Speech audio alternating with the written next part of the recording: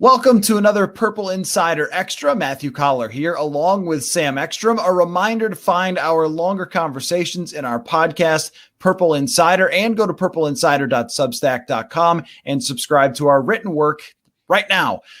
Sam, the Vikings signed Dalvin Tomlinson, and they really do not want anyone to run against them. Your reaction to Dalvin Tomlinson becoming a Viking? Well, the Vikings now have cornered the market on Dalvins, so that's one takeaway. Number two, I am a little bit surprised that they chose to go this route because they used most of their cap space available on one guy. Now, we talked on Monday's podcast that the worst case scenario for this team would be if they allotted most of their money on one person and it turned out to be the wrong person. So far, just by analyzing the profile of Dalvin Tomlinson, I think he's good at football. He's also a little redundant, though. You now have Michael Pierce and Dalvin Tomlinson, two first and second down run stuffers. Maybe a little bit more pass rush from Dalvin Tomlinson than Michael Pierce, but not a lot. His career high is 28 pressures, which he got last year. He's not going to flex outside and rush the passer. Like, his career high is 3.5 sacks in a season. If anything, he'll flex further inside and play over the center if he's in there for Pierce. There's going to be some interchange between the two, but I can see the perk. The perk is that they deter teams from running in short yardage, where the Vikings were atrocious last year. Nobody dared run against the Vikings in short yardage with Linval Joseph. They were empowered to do that last year, and the Vikings gave up something like 75% success rate on short yardage run plays. So they're neutralizing teams' ability to do that. They just spent a lot of money to do it, and you still don't really solve your pass rushing issues. I don't think Pierce or Tomlinson are going to be that kind of penetrator that's going to get 7 sacks. So you don't really have a true 3-tech, and you still have a pretty shallow defensive end room, and now you've spent most of your money.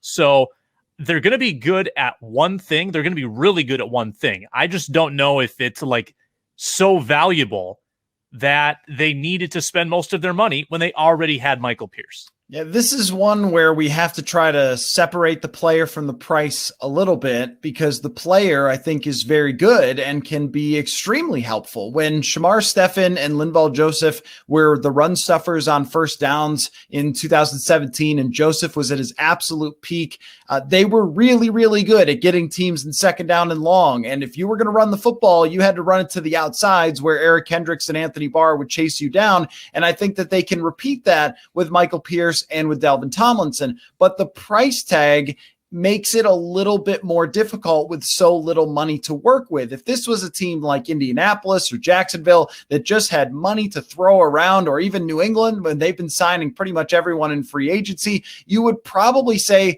you know what, overspending on a role player is not a bad idea because you've got the money. In this case, they don't really have the money, and they still have a lot of other needs that they need to address. And as you mentioned, that interior pass rush since Sheldon Richardson has not been effective at all. And even if we go back to when the Vikings had a number one defense, Tom Johnson played 60% of plays in 2017, and he was their pass rushing interior defensive lineman. So my question is, does this preclude them now from drafting someone who can get after the passer on the inside? Do they have a rotational plan where Stephen Weatherly rushes over the guard, or Fadi Adenabo comes back and rushes over the guard on third downs? Is that the plan? And also, I mean, teams are passing more on first down than they have ever. How effective is this if Dalvin Tomlinson isn't a game-changing pass rusher?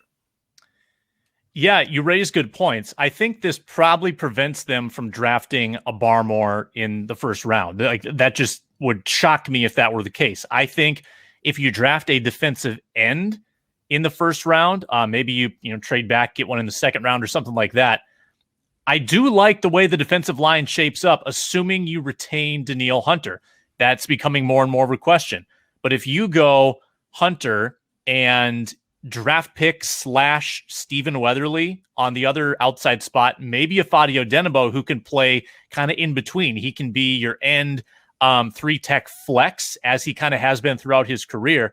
That's a pretty good group. So It's incumbent upon you drafting really well at other spots, though. You're going to have to find either a super cheap guard in free agency here or draft one. You're going to have to find a super cheap safety or draft one or develop Josh Metellus. So your options at other spots are now limited because you've spent all this on Dalvin Tomlinson. However, I think your defensive line could be on paper extremely good. Let's face it. The league is going more to passing. It doesn't mean they aren't still going to run. There are a lot of coaches that are still going to run it in the traditional sense. And this is going to help, I think, put teams in worse spots. The Vikings were constantly in second and short, third and short last year defensively. They didn't have a lot of true pass rushing situations. This should go a long way to flip that. It's probably a little bit, as Eric Eager said, a little bit of an overcorrection based on what happened last year. They got gashed for 120 or more yards 10 times. They were 23rd against the run in yards per play. This is an overcorrection. It screams of Mike Zimmer pounding his fist on the table. They're going to be super good at it. It leaves holes elsewhere that it's going to be harder to address now.